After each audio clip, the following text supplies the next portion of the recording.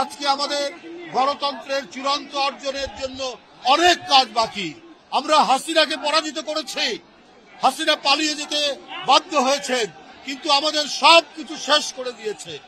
আপনারা জানেন এক একজন মন্ত্রী এবং আওয়ামী নেতাদের ব্যাংকের লেনদেন পাওয়া যাচ্ছে 800 কোটি টাকা, 1000 কোটি টাকা, 1500 কোটি টাকা, এবং একজন জেলা পর্যায়ের নেতা তারও 400-500 কোটি টাকার লেনদেন আমরা ব্যাংকের মধ্যে দেখছি।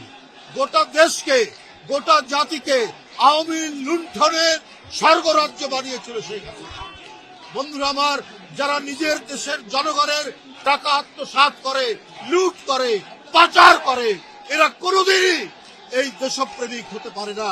তারা কোনোদিনই বাংলাদেশকে তারা ভালোবাসতে পারে না।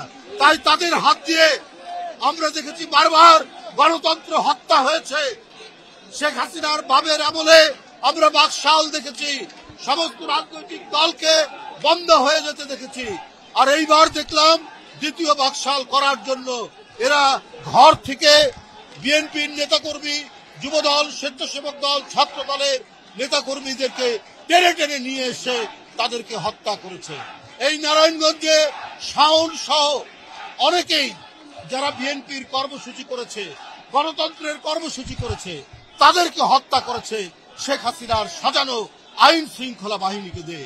তাই বন্ধুরা আমার, আমরা এই রক্তাক্ত পথ পাড়ি দিয়ে, আমরা এই ভয়ঙ্কর অসংখ্য লাশ পাড়ি দিয়ে আমরা যে গণতন্ত্রের পথে যাত্রা শুরু করেছি, এই যাত্রা পথে আমাদের এখনো অবাধ সুষ্ঠু নির্বাচনের মধ্যে দিয়ে অবাধ এবং নিরপেক্ষ সকলের অংশগ্রহণমূলক নির্বাচন আমাদের এখনো অনুষ্ঠিত হয়নি।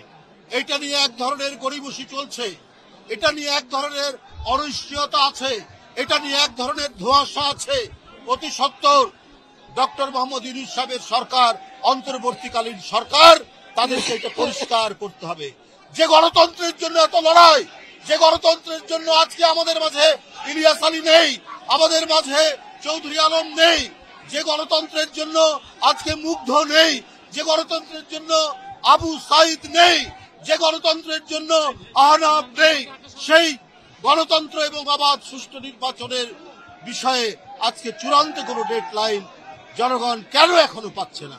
বন্ধুরা আমার, আজকে এই সমাজ এবং শান্তি স্থিতি আনতে হলে আমাদেরকে অতি দ্রুত রাজনৈতিক দল তারা যাতে জনগণের ভোট নিয়ে ক্ষমতায় আসতে পারে, সেই অবাধ সুষ্ঠু নির্বাচন নিশ্চিত করতে হবে।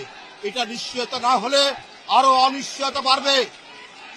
হাসিনার দোসররা কেউ চুপ করে নাই। হাসিনা যদি দেশের বাইরে থেকে তার নেতা কর্মীদেরকে হত্যা এবং অস্থিতিশীলতার নির্দেশ দিতে পারে, সে আরো কোনো ভয়ঙ্কর কাজের জন্য অপেক্ষা করছে।